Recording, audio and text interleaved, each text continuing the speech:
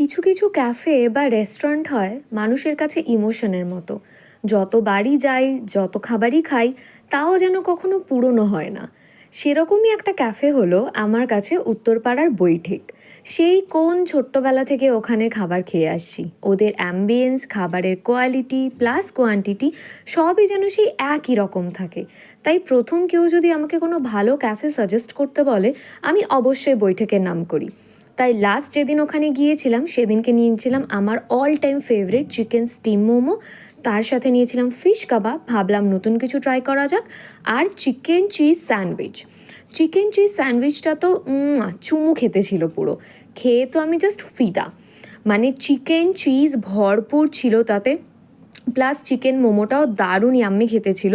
আর ওদের সসটা জানি না কেন একটুও ঝাল হয় না, মানে আমার টেস্ট বাডসের সাথে একদম পারফেক্ট।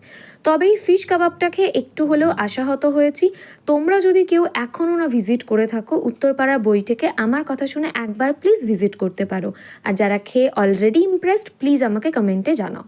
শেষ পাতে শেষ করতে নিয়েছিলাম এই ভার্জিন মোহিতোটা, আর আমার বন্ধু নিয়েছিল ব্লু লেগুনটা। ব্লু লেগুন আমার পার্সোনালি খুব একটা ভালো লাগে না, তাই ট্রাই করিনি। But virgin mojito as usual heavy খেতে, আর ডাইজেস্টও হয়ে যায় লাস্টে নেওয়ার জন্য। তাই জন্য আজকের ভ্লগ এই পর্যন্তই, পরে কথা হবে, টাটা।